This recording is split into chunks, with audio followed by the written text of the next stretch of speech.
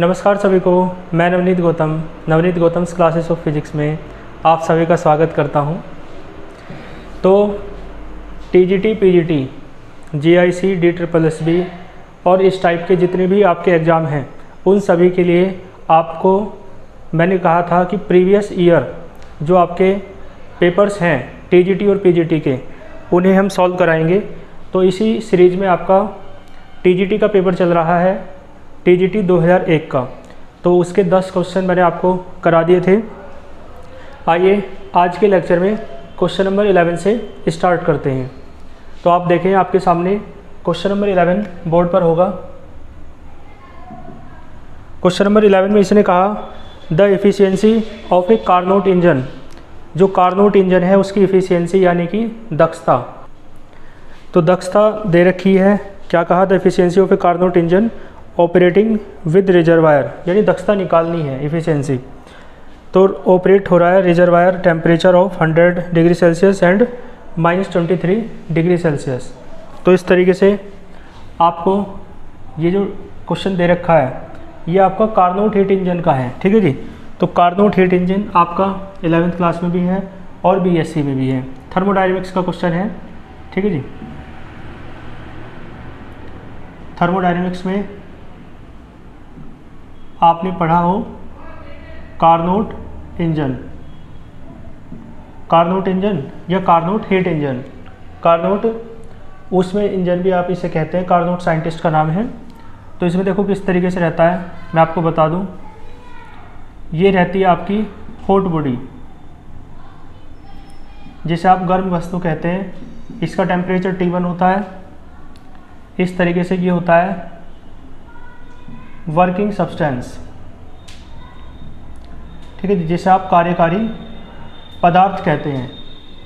और इस तरीके से यहाँ रहता है आपका कोल्ड बॉडी, जिसे आप शीत वस्तु या शीत पिंड कह सकते हो। इसे दीप्त है ना, बल्कि क्या कहेंगे, गर्म वस्तु। इसका टेम्परेचर होता है T2। तो इसमें क्या होता है, हॉट बॉडी से हीट ली जाती है Q1 मान ली, है ना, ऊष्मा जो दे रहे हैं, और कुछ का वर्क कर दिया जाता है W का, यानी Q1 हीट ली, W वर्क कर दिया, कार्य कर दिया, और जो बची हुई हीट है, बची हुई ऊष्मा है, वो कोल्ड बॉडी को दे दी जाती है। तो मान लो कितनी दी, Q2। ठीक है जी।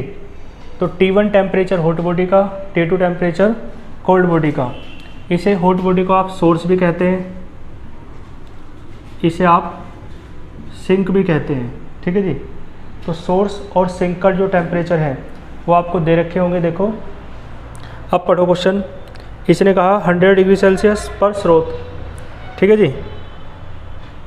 और -23 डिग्री सेल्सियस पर रिजर्वायर के साथ। तो इसे आप रिजर्वायर भी कह सकते हो। ठीक है जी। कोल्ड बॉडी यानी T1 टेम्परेचर और T2 टेम्परेचर आपको दे रखे हैं।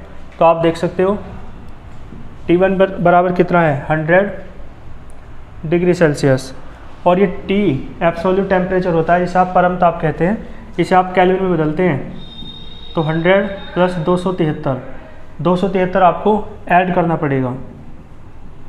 केल्विन में बदलने के लिए 273 जोड़ते हैं, डिग्री सेल्सियस से केल्विन में बदल जाता है। तो 373। T2 आपको दे रखा है -23 डिग्री सेल्सियस। तो 273 जोड़ो तो कितना आएगा, 250 केल्विन। ठीक है जी। तो इस तरीके से T1 T2 आ गए। आपसे कहा दक्षता पूछिए, आपसे दक्षता है ना, दक्षता यानी इफ़िशियंसी। तो इसका फॉर्मूला होता है ईटा बराबर 1 - T2/T1। एक तो ये भी फॉर्मूला है और एक ये भी होता है 1 - Q2/Q1। तो ये सब सारी बातें मैं विस्तार से बता रहा हूँ आपको, यानी क्वेश्चन करने के लिए तो बहुत आसानी से हो जाएगा, है ना। 1 मिनट का क्वेश्चन है, लेकिन जो इस तरीके का कोई भी क्वेश्चन आ जाए आपसे ना बचे, इस तरीके से ये हमारा लेक्चर है। और इसी तरीके से मैंने आपसे कहा था शुरुआत में कि इसी तरीके से हम चीज़ों को पढ़ेंगे। ठीक है जी। तो इसी तरीके से हम चीज़ों को करेंगे। तो Q1 Q2 दे रखे हो तो दक्षता निकालने का, हीट इंजन की इफिशियंसी निकालने का फॉर्मूला ये यूज करो, और T1 T2 टेम्परेचर दे रखे हो तो ये वाला यूज करो। ठीक है जी। देखो तो ईटा बराबर 1 - T2 कितना है, 250। T1 कितना है, 373, तो ईटा बराबर आ जाएगा आपका 373 माइनस 250 और बटे 373, तो ईटा बराबर आएगा, ऑप्शन देखो क्या दे रखा है, ठीक है जी।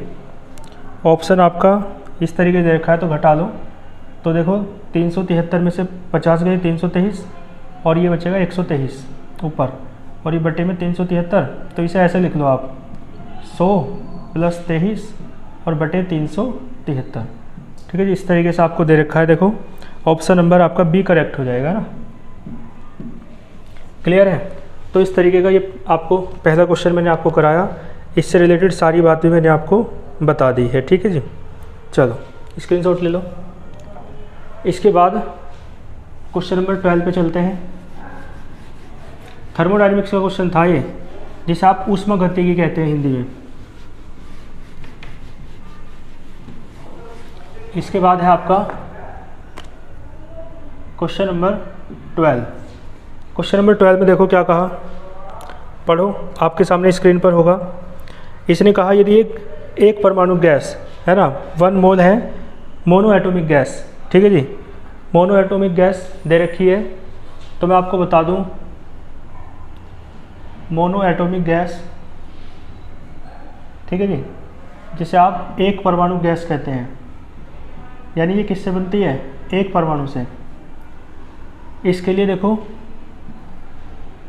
जो F की वैल्यू है वो 3 होती है, ठीक है जी, डिग्री ऑफ फ्रीडम होता है F, जिसे आप स्वातंत्र्य की कोटि कहते हैं।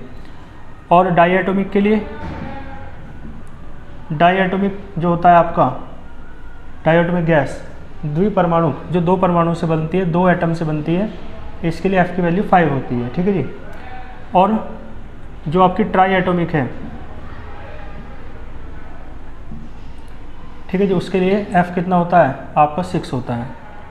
और इनके लिए आप गामा की वैल्यू भी निकाल सकते हो। गामा का फॉर्मूला होता है क्या होता है, CP/CV गामा होता है, और ये फॉर्मूला होता है 1 + 2/F, ठीक है जी। ये फॉर्मूला भी आप याद रखेंगे। CP आप जानते होंगे, स्थिर दाब पर गैस की विशिष्ट ऊष्मा, ठीक है जी, यानी specific heat at constant pressure. यह है specific heat at constant volume, यानी स्थिर आयतन पर गैस की विशिष्ट ऊष्मा। F है आपका डिग्री ऑफ फ्रीडम, जिसे आप स्वातंत्र्य की कोटि कहते हैं, ठीक है। हिंदी और इंग्लिश में आपके पास सामने क्वेश्चन है, और मैं भी हिंदी और इंग्लिश दोनों यूज़ कर रहा हूँ, ताकि जो जिस टाइप का स्टूडेंट हो उसे उस टाइप से समझने में दिक्कत ना हो। गामा है ना, CP और CV का रेशो होता है, अनुपात होता है। तो ये मैंने बेसिक कॉन्सेप्ट आपको बता दिया। हाँ, गामा की मैं बात कर रहा था, तो गामा मोनो एटॉमिक के लिए कितना होगा, देखो कितना होगा 1 + 2/F कितना है मोनो एटॉमिक के लिए 3, तो 3 और 2 5, तो गामा 5/3 होता है मोनो एटॉमिक, यानी एक परमाणु गैस के लिए। इसके बाद देखो डाई एटॉमिक के लिए कितना होता है 1 + 2/F, F की वैल्यू 5, तो 7/5 हो जाएगा। तो डाई एटॉमिक के लिए 7/5 होता है, ठीक है जी। तो ट्राई एटॉमिक के लिए आप खुद बताओ कितना आएगा, गामा बराबर 1 + 2/F, ठीक है जी, यानी 6, तो 1/3 और +1, तो हो जाएगा 3 इधर पहुँचेगा 4/3, यानी 8/6 यानी 4/3, ठीक है जी। ये सारी बातें मैंने आपको बताई। और देखो CP का फॉर्मूला होता है और CV का भी होता है। जो आपका CV होता है वो होता है 1/2FR, ठीक है जी। CV का फॉर्मूला ये होता है, और यहाँ से आप CP - CV बराबर R होता है, तो यहाँ से आप CP निकाल सकते हो CV + R, ठीक है जी। तो इन फॉर्मूलों से आप CP और CV कैलकुलेट कर सकते हो।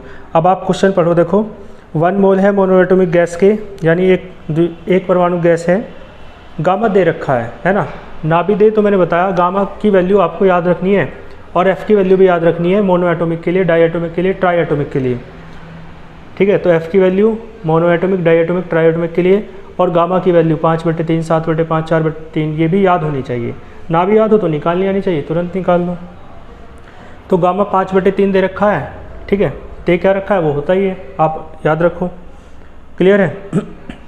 और आपसे कहा इसमें मिक्स कर दी गई है 1 मोल डाई एटॉमिक गैस, तो उसके लिए भी गामा दे रखा है 7/5, ठीक है, तो हमें पता ही होता है। तो आपसे कहा मिश्रण के लिए गामा का मान बताओ। क्या पूछा? मिश्रण के लिए गामा का मान। ठीक है जी। तो गामा तब निकलेगा जब Cp और Cv निकल जाए। तो आप पहले Cv निकालो। Cv का देखो हाँ एक सूत्र और होता है R/γ-1। ठीक है जी, ये सूत्र भी आप यूज करते हैं। तो चाहे Cv की वैल्यू आप इस सूत्र से निकाल लो चाहे इससे निकाल लो, कोई दिक्कत नहीं है। ठीक है जी। तो गामा की वैल्यू रखोगे तो Cv निकल जाएगा, और F की रखोगे तो भी Cv निकल जाएगा। तो इससे कर लो चाहे इससे कर लो। ठीक है, ये मैंने सारा बेसिक इंट्रोडक्शन दे दिया। अब हम क्वेश्चन करते हैं। ठीक है जी, क्वेश्चन यहाँ को हम कर लेते हैं। तो इस तरीके से आप देखें, Cv बराबर आपके सामने फॉर्मूला है 1/2 FR। 1/2 FR। F की वैल्यू आप यहाँ पे रखें तो Cv आप इस फॉर्मूले से निकाल लेंगे। और देखो Cv भी आपको 2 गैसों के लिए निकालना पड़ेगा। ठीक है जी, क्योंकि एक गैस अलग है दूसरी गैस अलग है। एक गैस आप देखें कौन सी है, मोनोएटॉमिक, और दूसरी गैस है डाईएटॉमिक। तो Cv1 निकालो पहले, फिर Cv2 निकालो। और Cv यदि आप मिक्सचर के लिए निकालना चाह रहे हो तो चलो एक फॉर्मूला और लिखो, Cv फॉर मिक्सचर। जब मिक्सचर आपको दे रखा हो उस स्थिति में क्या करते हैं, N1CV1 plus N2CV2 upon N1 plus N2। ठीक है जी, एक तरीके से N क्या है, मोल, कितने मोल हैं। तो यहाँ से आप Cv निकाल सकते हो, और Cv निकल जाए तो Cp तो निकल ही जाएगा मेयर के फॉर्मूले से, इससे है ना। तो पहले Cv का फॉर्मूला है, यहाँ से Cv1 निकालो तो क्या आएगा 1/2। 1 किसके लिए है, मोनोएटॉमिक गैस है पहली, तो कितना रखना पड़ेगा, मोनोएटॉमिक के लिए 3 रखना पड़ेगा। तो 3 और इंटू R, तो यानी कितना आया 3/2 R। Cv2 निकालो, दूसरी गैस है डाईएटॉमिक, F बराबर 5, तो यह आ जाएगा 5 है ना R/2। इसे भी आप 3R/2 लिख सकते हो। तो Cv1 निकल गया, Cv2 निकल गया, Cv मिक्सचर निकाल लो। ठीक है जी, दोनों गैस 1-1 मोल है। तो N1CV1 कितना है 3R/2 प्लस 1 मोल है, ये भी 5R/2, और अपॉन में आएगा N1 प्लस N2, यानी 1, दोनों 1 मोल है तो 1 + 1 2 आएगा। तो देखो 3/3R/2 5R/2, तो 8R/2 यानी कि 4R, और यानी कि अपॉन में 2, तो कितना आया 2R। तो Cv मिक्सचर कितना आया 2R। इसी प्रकार आप Cp मिक्सचर निकाल दो। देखो Cp बराबर होता है Cv प्लस R। तो Cv जब Cp मिक्सचर के लिए है तो Cv मिक्सचर के लिए और प्लस R। तो Cv मिक्सचर आपके पास है 2R और R, तो 2R प्लस R कितना हो जाएगा, ये हो जाएगा 3R। अब तो बहुत आसान है क्वेश्चन, है ना। ये सारी चीज़ें मैंने समझाई हैं, क्वेश्चन इतने में है बस। तो ये देखो गामा निकालना है आपको, और गामा निकलता है Cp/Cv। ये भी आपका मिक्सचर के लिए है Cp, और Cv भी आपका मिक्सचर के लिए है। तो गामा भी किसके लिए आएगा, मिक्सचर के लिए। और वही आपसे पूछा है, तो Cp मिक्सचर के लिए कितना है 3R, Cv मिक्सचर के लिए कितना है 2R। तो R से R कैंसिल, तो गामा बराबर आएगा 1.5। मिक्सचर के लिए आपसे गामा पूछा था, तो आप देख सकते हैं ऑप्शन नंबर आपका 1.50 है ना, यानी ऑप्शन नंबर बी करेक्ट हो जाएगा। क्लियर है। तो ये पूरी एक्सप्लेनेशन के साथ आपको मैं क्वेश्चन करा रहा हूँ, अन्यथा क्वेश्चन कराने में तो बस बहुत थोड़ा सा पोर्शन है, लेकिन इस तरीके से कराने का इतना लाभ आपको नहीं मिलेगा जितना इस तरीके से आपको मिलेगा। इसमें सारी बातें आप पढ़ रहे हैं, एक क्वेश्चन यदि आता है तो उस क्वेश्चन, उस टाइप का कोई भी क्वेश्चन आ जाए, सब आप हल कर सकते हो। ये इस तरीके की आपकी तैयारी है। ठीक है जी।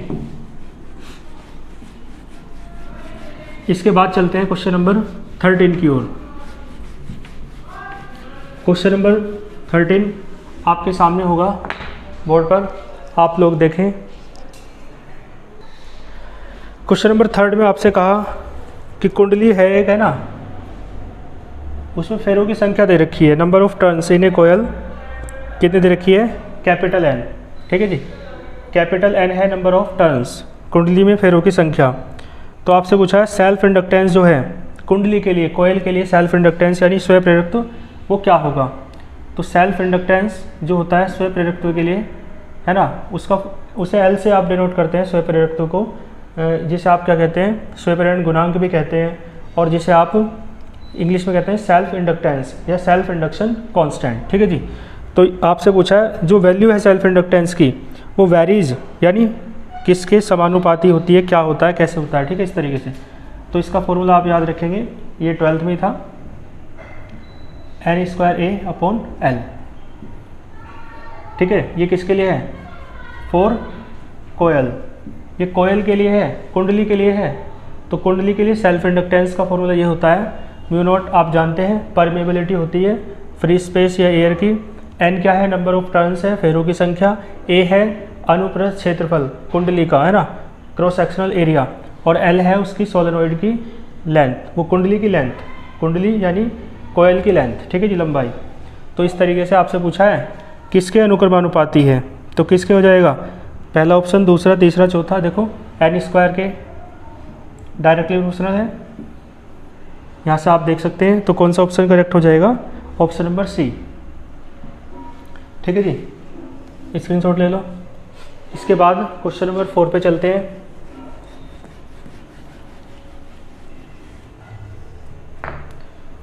क्वेश्चन नंबर आपका 4, देखो स्क्रीन पे होगा, पढ़ो।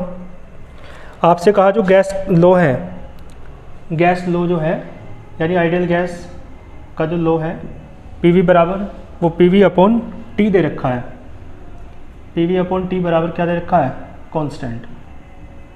और ये होता ही है PV/T कांस्टेंट वो R होता है और PV बराबर RT होता है। यही तो आइडियल गैस इक्वेशन होती है। ठीक है जी, जिसे आदर्श गैस समीकरण कहते हैं। तो ये कहा ये जो गैस लो है ना, ये वाला, ये ट्रू है किसके लिए, 4 ऑप्शन दे रखे हैं। तो देखो ये जो आइडियल गैस इक्वेशन है ना, जिसे आप आदर्श गैस समीकरण कहते हैं, ये आपकी ट्रू होती है फॉर ऑल कंडीशंस, सभी कंडीशंस के लिए, है ना, ये ट्रू रहती है आइडियल गैस इक्वेशन जो होती है। और ये इस तरीके से दे रखा था, तो इसी का ही तो परिवर्तित रूप था, इसी का तो, है ना, चेंज होके एक फॉर्म थी इसकी। तो आप याद रखेंगे ये किसके लिए होता है, सभी प्रक्रमों के लिए। और इसमें देखो यदि आइसोथर्मल प्रोसेस है, देखो मैं थोड़ा सा बता दूं, यदि आइसोथर्मल हो प्रोसेस, जिसे आप क्या कहते हैं, समतापीय, जिसमें ताप समान रहता है, टेम्परेचर सेम रहता है, ऐसा प्रोसेस हो, तो ये जो T है ये भी कांस्टेंट हो जाएगा, इधर चला जाएगा, तो ये PV बराबर कांस्टेंट हो जाएगा। फिर ये जो आपका लो है इस तरीके से होगा, PV बराबर कांस्टेंट। और जानते हैं आप इसे कहते हैं बॉयल्स लॉ, ये बॉयल का नियम है, बॉयल का नियम बहुत फेमस है। यदि आपका आइसोबैरिक हो, जिसे आप समदाबीय कहते हैं, समदाबीय प्रक्रम, इसमें दाब समान रहता है, प्रेशर कांस्टेंट रहता है।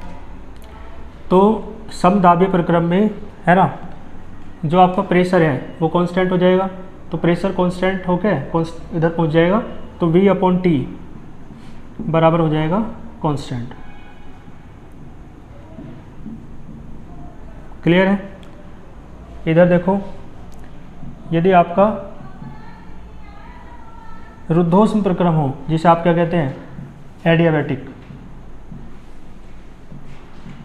एडियाबैटिक प्रोसेस या रुद्धोष्म प्रक्रम। ठीक है जी, इसमें हीट का जो फ्लो है ना, dq, वो 0 रहता है, हीट का फ्लो नहीं होता। और मैं आपको बता दूं, इसमें पॉइसन के नियम का पालन होता है, और पॉइसन का नियम होता है P/γ। ठीक है जी, बराबर क्या होता है, कांस्टेंट, P/γ बराबर कांस्टेंट। और ये ऐसे भी लिखा जाता है T/γ बराबर, और T/γ-1 बराबर कांस्टेंट। ठीक है जी, ये दोनों रूप ज़्यादा फेमस है, एक P और T के पदों में भी होता है, लेकिन ये ज़्यादा फेमस है दोनों। तो पॉइसन का नियम का पालन होता है एडियाबैटिक में। ठीक है जी, और आइसोकोहरिक आप देख सकते हो, आइसोकोहरिक जिसे आप आइसोकोहरिक को आप कहते हैं सम आयतनिक। कौन सा प्रक्रम है? सम आयतनिक, यानी इसमें आयतन समान रहता है, वॉल्यूम सेम रहता है। ठीक है जी, वॉल्यूम क्या रहता है? कांस्टेंट। तो बताओ जब वॉल्यूम कांस्टेंट रहेगा तो v इधर चला जाएगा, तो P/T बराबर क्या आ जाएगा? कांस्टेंट। तो ये फिर इस तरीके से हो जाएगा। ठीक है जी। और ये जो है आपका, ये आपको पता होना चाहिए, ये चार्ल्स लॉ है, चार्ल्स का नियम। ठीक है जी। और ये आपका, इसे कहते हैं टेम्परेचर प्रेशर लॉ, ताप दाब का नियम, या इसे आप गैल-लुसाक्स प्रिंसिपल भी कहते हैं। ठीक है जी, गैल-लुसाक्स लॉ भी कहते हैं, यानी गैल-लुसाक का नियम। तो इस तरीके से पूरा इंट्रोडक्शन मैंने आपको बता दिया है। ठीक है जी, इस क्वेश्चन से संबंधित। अब आप इस क्वेश्चन को पढ़ लें तो आपको क्वेश्चन समझ में आ जाएगा। तो आपसे यही पूछा था कि ये किसके लिए है, तो ये तो सभी के लिए होता है। तो पहला कहा आइसोथर्मल के लिए है, केवल समतापी के लिए, तो केवल इसके लिए है नहीं। केवल रुद्धोष्म यानी एडियाबैटिक के लिए है नहीं। तो आइसोथर्मल के लिए भी, एडियाबैटिक के लिए भी, सब के लिए होता है ये, है ना, जो आइडियल गैस इक्वेशन है। तो इसमें ऑप्शन नंबर सी आ जाएगा। और डी में तो कह रहा है ना तो इसके लिए ना इसके लिए, तो दोनों के लिए नहीं है, तो ऐसा तो है ही नहीं, तो ऑप्शन नंबर सी करेक्ट हो जाएगा। ठीक है जी, स्क्रीनशॉट ले लो, सारा इंट्रोडक्शन मैंने आपको दिया। ठीक है जी, ये बहुत विस्तृत व्याख्या है एक एक क्वेश्चन की, जिससे आप बहुत क्वेश्चन सॉल्व कर सकते हैं। एक क्वेश्चन देखो, एक वीडियो में हम 10 क्वेश्चन कर रहे हैं, और 10 क्वेश्चन करने का मतलब आप 100 क्वेश्चन मान सकते हो। तो यानी एक वीडियो में 100 क्वेश्चन हो रहे हैं, क्योंकि एक क्वेश्चन में हम इतना बता रहे हैं कि आपके 10 क्वेश्चन उससे रिलेटेड बहुत आसानी से सॉल्व हो जाएंगे। चाहे तो आप किसी बुक से करके देख लेना। और टॉपिक वाइज हमारा एक सीरीज चल ही रही है, जिसका एक लेक्चर अभी आया था आपके सामने। तो ऐसे ही पूरी फिजिक्स 11th और 12th की NCERT MCQs में आपको पढ़ाई जाएगी टॉपिक वाइज।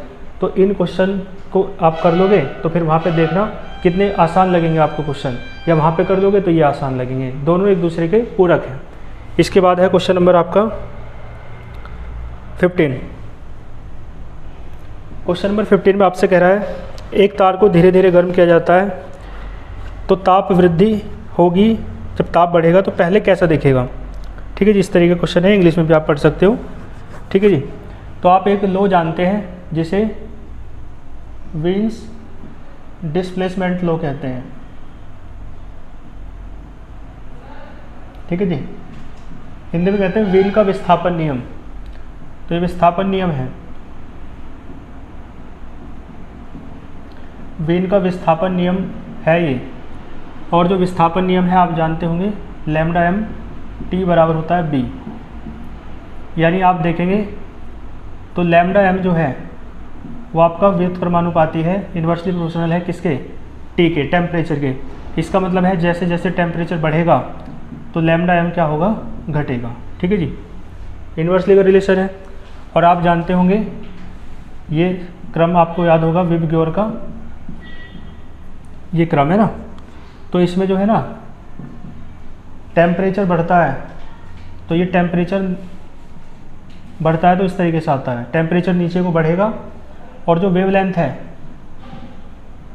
तरंग दैर्ध्य है, वो ऊपर को बढ़ेगी। यानी सबसे ज़्यादा तरंग दैर्ध्य होती है रेड की, वेवलेंथ है ना, सबसे कम होती है वायलेट की। तो ये बात आप याद रखेंगे, ये वाली, इससे कई क्वेश्चन बनेंगे आपके।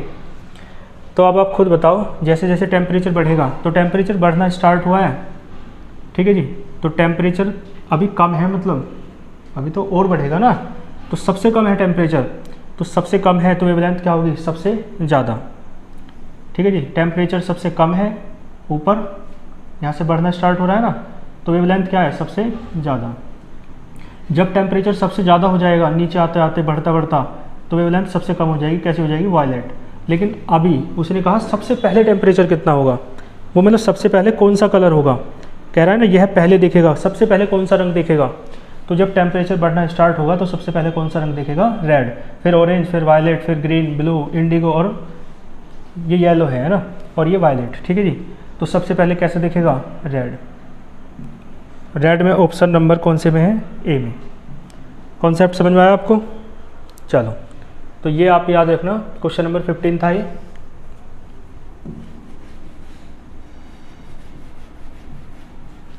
ये वाला कॉन्सेप्ट। अभी शायद एक क्वेश्चन में और जरूरत पड़ेगी इसकी। क्वेश्चन नंबर 15 के बाद क्वेश्चन नंबर देखो 16 में भी इसी की आवश्यकता पड़ेगी, इस कॉन्सेप्ट की। आपसे कहा देखो कोई माध्यम है जिसमें जल का अपवर्तनांक यानी रिफ्रैक्टिव इंडेक्स दे रखा है, द वेवलेंथ ऑफ लाइट, है ना। जो लाइट है वेवलेंथ की, मतलब लाइट की वेवलेंथ जो है वो डिमिनिशेस यानी घट जाती है। कितनी घट जाती है? Mu times. ठीक है जी, क्लियर है। इन ए मीडियम, जब किसी मीडियम में जाती है तो आपको पता होगा जब लाइट रे एक मीडियम से दूसरे मीडियम में जाती है, ठीक है जी, तो उसकी वेवलेंथ में चेंज आ जाता है। देखो फॉर्मूला ये है, आपको एक फॉर्मूला पता होगा म्यू, म्यू या एन कहते हो आप जिसे, sine i upon sine r. इसे आप V1 अपॉन V2 भी लिखते हैं। और V बराबर होता है एन लैम्डा, एन यानी फ्रीक्वेंसी, F कह दो चाहे, और ये लैम्डा 1 और ये F। फ्रीक्वेंसी तो चेंज नहीं होती, जब लाइट एक मीडियम से दूसरे मीडियम में जाती है तो फ्रीक्वेंसी यानी आवृत्ति प्रकाश की परिवर्तित नहीं होती, वेवलेंथ चेंज हो जाती है।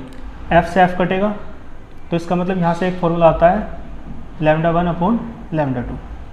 तो म्यू बराबर ये भी है, म्यू बराबर इतना है सारा, sine i upon sine r Snell का नियम है। तो म्यू यानी रिफ्रैक्टिव इंडेक्स, जिसे आप एन भी लिखते हैं कई बार, और म्यू बराबर V1 अपॉन V2 भी है, और म्यू बराबर आपका लैम्डा 1 अपॉन लैम्डा 2 भी है।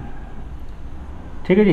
तो दूसरे मीडियम में जाओगे तो पहले तो देखो वेवलेंथ लैम्डा 1 थी, तरंग दैर्ध्य, और अब म्यू से भाग होगा, दूसरे मीडियम की निकालोगे तो, ठीक है, यहाँ पे कुछ संख्या आएगी तो घट भाग करके करोगे तो कम आएगी वैल्यू, यानी लैम्डा 2 की वैल्यू जो है वो कम आएगी किससे? लैम्डा 1 से। ठीक है जी। तो जब लाइट रे एक मीडियम से दूसरे मीडियम में जाती है, किसी मीडियम में जाती है, ठीक है जी, तो उसकी वेवलेंथ क्या हो जाती है? घट जाती है। ठीक है, लिखा है खुद। ठीक है जी, हिंदी में पढ़ लो चाहे इंग्लिश में पढ़ लो, जैसे भी आप सहज हो। तो इसने कहा कितनी घट जाती है, तो रिफ्रैक्टिव इंडेक्स दे रखा है अपवर्तनांक 1.33 है ना, इतनी कम हो जाती है म्यू गुना। और पानी के अंदर से एक गोताखोर वस्तु को देखता है जिसका प्राकृतिक रंग हरा है, तो वस्तु उसको कैसे दिखाई देगी? तो देखो जब वेवलेंथ लैम्डा 1 थी तो रंग कैसा दिख रहा है? हरा, ग्रीन।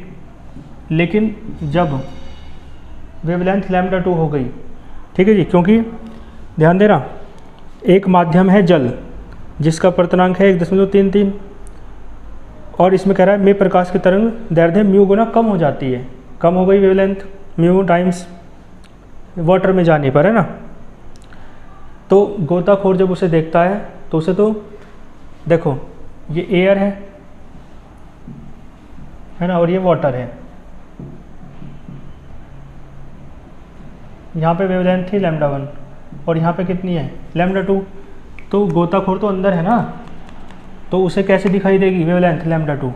तो यानी जो वास्तव में वस्तु है कैसी है? ग्रीन। बाहर के व्यक्तियों को जो यहाँ ही हैं उन्हें तो उनके लिए ग्रीन है, लेकिन उसके लिए तो अलग वेवलेंथ है, क्योंकि इन सब के लिए तो लैम्डा 1 है वेवलेंथ, तो ग्रीन है, लेकिन उसके लिए वेवलेंथ अलग है लैम्डा 2, तो उसके लिए कलर भी अलग होगा, है ना। तो पहले लैम्डा 2 निकाल लो। लैम्डा 2 बराबर आपको पता है लैम्डा 1 अपॉन म्यू, और लैम्डा 1 क्या है आपको दिया नहीं? ठीक है, नहीं दिया। पहले बस ये कहा कि पहले रंग हरा था, ठीक है जी। तो रंग हरा था, आपको एक बात तो समझ में आई। अब वेवलेंथ जो है घट जाएगी। अब ध्यान देना, पहले रंग हरा था, यहाँ से देखो, तो वेवलेंथ अब क्या हो गई? घट जाएगी। अब घटेगी तो वेवलेंथ का ये है क्रम बढ़ता है ना, तो इसका मतलब है घट जाएगी, तो घटेगी तो कहाँ चलेगी? नीचे, है ना, और बढ़ेगी तो कहाँ चलेगी? ऊपर। ये आपका वेवलेंथ का इंक्रीजिंग ऑर्डर है, बढ़ता क्रम ऊपर को। तो वायलेट की सबसे कम वेवलेंथ है, रेड की सबसे ज़्यादा है। अब पहले ग्रीन थी, तो ग्रीन से यदि वेवलेंथ बढ़ती तो ऊपर को चलती, और घटती तो नीचे को चलती। तो नीचे वाले तीनों हो सकते हैं कलर, है ना, ये ऊपर वाले तो होंगे नहीं, क्योंकि वेवलेंथ बढ़ तो रही नहीं, घट रही है। घटने का मतलब नीचे, क्योंकि यहाँ सबसे कम वायलेट की, फिर इंडिगो, बढ़ता क्रम है ऊपर की तरफ। तो अब देख लो, या तो ब्लू होगी या इंडिगो होगी, वायलेट। ऑप्शन से पता चल जाएगा। आपसे कहा ग्रीन, तो ग्रीन तो होगी नहीं क्योंकि ग्रीन तो बाहर है एयर में। ब्लू, येलो, रेड, देखो येलो भी नहीं होगी, रेड भी नहीं होगी, ठीक है। क्यों नहीं होगी? क्योंकि यदि येलो रेड होगी तो इसका मतलब वेवलेंथ ज़्यादा हो जाएगी। वेवलेंथ ज़्यादा नहीं हुई, कम हुई है। कम होने का मतलब या तो ब्लू है, इंडिगो है या वायलेट है। तो रेड और येलो तो है नहीं, ग्रीन भी नहीं है, तो कौन सा ऑप्शन आ जाएगा? ब्लू, यानी ऑप्शन नंबर बी करेक्ट हो जाएगा। ठीक है जी, क्वेश्चन आया समझ में? तो देखो कोई यदि पीजीटी का हो तो ये ना सोचिए कि टीजीटी का पेपर है तो आप ना देखें। क्वेश्चन इस पेपर में 2001 का पेपर है, देखो जब तो कंपटीशन इतना था भी नहीं तब भी, लेकिन क्वेश्चन इस लेवल के हैं कि वो पीजीटी लायक हैं वास्तव में, है ना। यानी ये टफ पेपर कहा जाएगा, क्वेश्चन बहुत दिमाग वाले हैं। ठीक है जी।